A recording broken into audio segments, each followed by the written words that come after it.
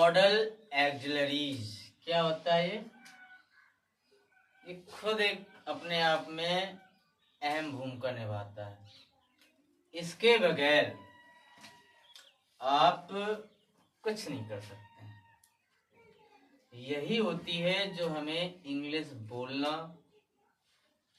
सिखाती है। इसी के द्वारा हम कुछ भी इंग्लिश बोलने में झिझक नहीं करते हैं। मॉडल एक्सिलरीज के बिना आप कुछ नहीं कर सकते।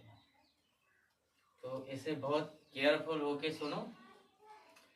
मॉडल एक्सिलरीज वाक्य में प्रधान क्रिया के साथ, कोई भी सेंटेंस हो, प्रधान क्रिया मुख्य क्रिया है ना, प्रधान क्रिया के साथ यानी कि मुख्य क्रिया के साथ प्रयुक्त होकर जब मॉडल एक्सिलरीज को मुख्य क्रिया के साथ इसका प्रयोग किया जाता है तो उसकी मोड क्या हो जाती है, बताती है, उसकी वृत्ति बताती है, वो किस लेवल में है।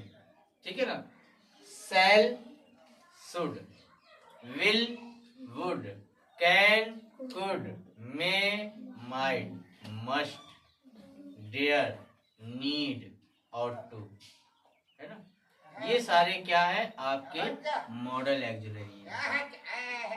ये जितने भी शब्द हैं ये आपके मॉडल एक्सिलरीज हैं। कौन कौन से? Shall, should, will, would, can, could, may, might, must और टू और डेयर, नीड, टू, नीड, ये सब क्या है? मॉडल एक्सिलरीज है। अब जैसे I can help you,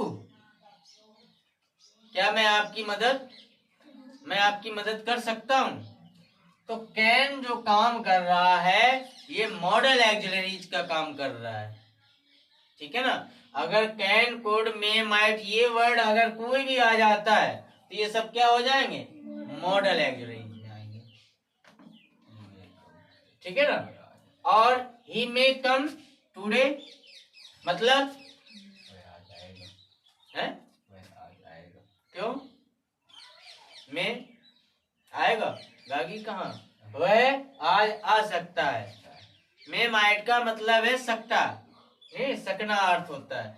तो वह आज आ सकता है। तो में लगा है तो में क्या हो गया हमारा? Model auxiliaries. समझ जाएंगे नहीं? इसमें समझने के लिए कुछ नहीं है। जहां पर आपको ये वर्ड दिख जाए आपको उनको लिख देना है कि ये क्या है? Model auxiliaries.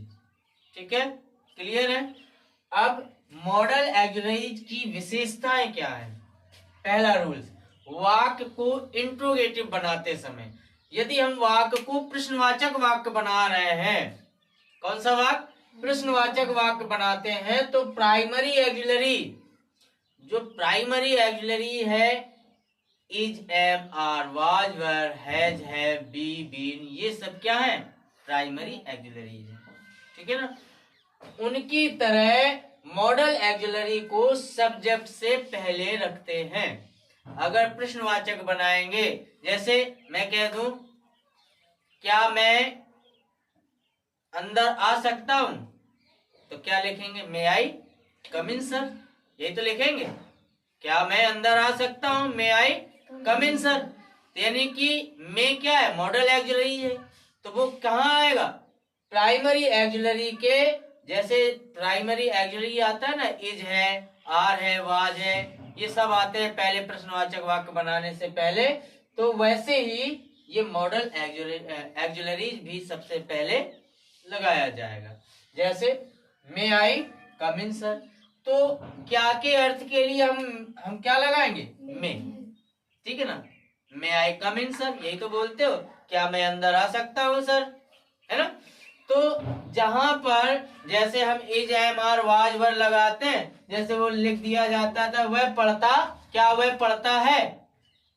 मान लीजिए लिखा है क्या वह पढ़ता है ना। तो क्या की अंग्रेजी क्या आएगी यहाँ पर? वह डज आएगा, does he read, does he read, है ना। तो हमने क्या डज को पहले लगाया क्योंकि ये प्राइमरी एक्सिलरी है। वैसे ही अगर प्रश्नवाचक वाक्य बनाएंगे तो मॉडल ऑक्सिलरी को भी सबसे पहले लिखेंगे। ठीक है, क्लियर हो गया? क्यों डाउट है क्या? समझ में आ गया? अब दूसरा है रूल्स नंबर 2, वाक्य में प्राइमरी ऑक्सिलरी।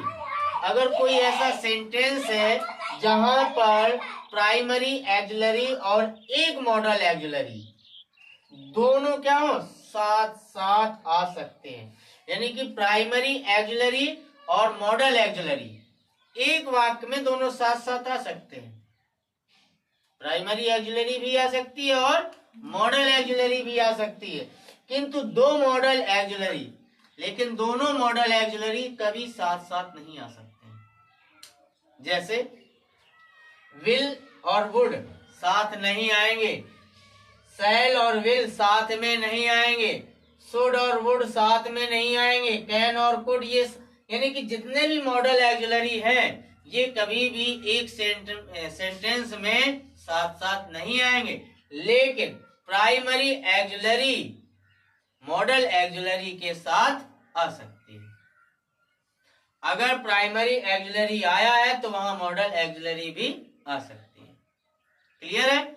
जैसे example, he might be coming just now, तो ये क्या है, माइट मॉडल ऑक्सिलरी है और बी क्या है, प्राइमरी ऑक्सिलरी है।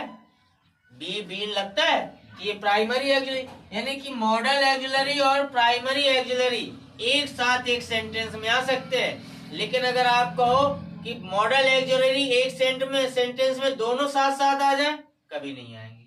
ठीक है, क्लियर है? तो he might be coming just now मतलब क्या हुआ,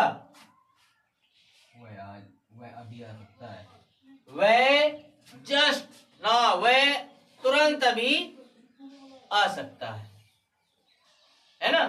तो जहां पर इसमें मॉडल ऑक्सिलरी भी आया और प्राइमरी ऑक्सिलरी भी आया, ये दोनों साथ साथ तो आ सकते हैं, लेकिन मॉडल ऑक्सिलरी के साथ दो मॉडल ऑक्सिलरी नहीं हो सकता। विल आएगा तो वुड नहीं आएगा, शैल आएगा तो शुड नहीं आएगा, विल आएगा तो शैल नहीं आएगा, शैल आएगा तो विल नहीं आएगा। क्लियर हो गया? अब तीसरा रूल्स नंबर 3, जब एक वाक्य में एक मॉडल ऑक्सिलरी और एक प्राइमरी ऑक्सिलरी क्या होते हैं, साथ साथ आती हैं।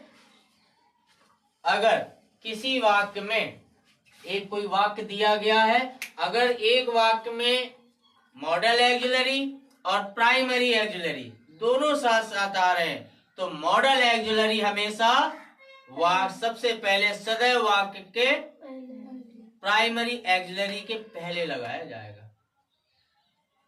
ठीक है ना? तो सदैव मॉडल ऑक्सिलरी सदैव सबसे पहले आती है, लेकिन किसके, प्राइमरी ऑक्सिलरी के पहले आएगी, सबसे पहले नहीं बनाएंगे। अगर प्रश्नवाचक बनाएंगे तब आएगा, ठीक है ना?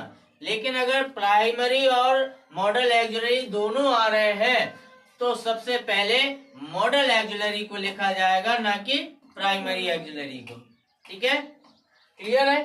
जैसे ही might have brought it there, तो माइट पहले आया है बाद में आया, यानी कि हैव पहले नहीं आ सकता है माइट के, क्योंकि माइट मॉडल ऑक्सिलरी है, इसलिए ये प्राइमरी ऑक्सिलरी के पहले आएगा। लेकिन मॉडल ऑक्सिलरी के पहले प्राइमरी ऑक्सिलरी कभी नहीं आएगा।